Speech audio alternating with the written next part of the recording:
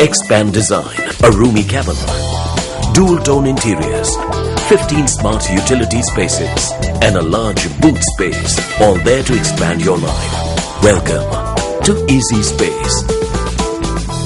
The Australian Minister of Foreign Affairs Julie Bishop says that the Australian government will not comment on the 153 asylum seekers as the matter is now before the law. Bishop made this comment in response to a question raised by an Australian-based radio network.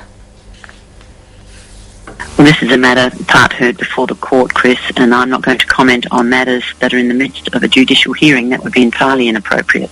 Any matter that involves the people smuggling trade is subject to the policies of Operation Sovereign Borders under the command of General Campbell, and part of the success to date has been not to provide with the people smugglers with information that they use to ply their trade.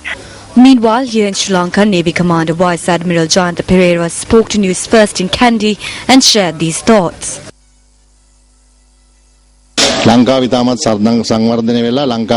Lanka has developed. Even the Prime Minister of Australia stated this recently. That is why 41 people who travelled there will return to the country. They believe that Sri Lanka is secure. They understand that there is no longer reason for people to leave the country. They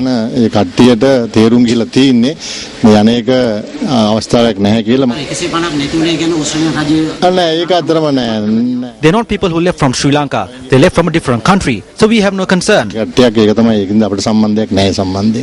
However, when inquired, Deputy Minister of External Affairs Newma Pereira had a different point of view. We accepted 41. If they are confirmed to be Sri Lankan, we are ready to accept them.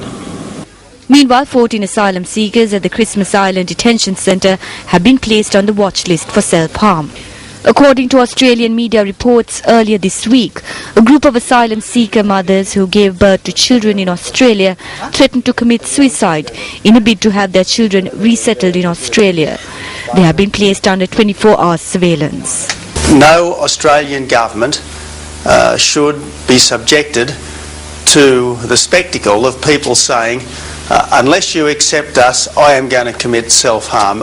And I don't believe any Australian, any thinking Australian, would want us to capitulate to moral blackmail.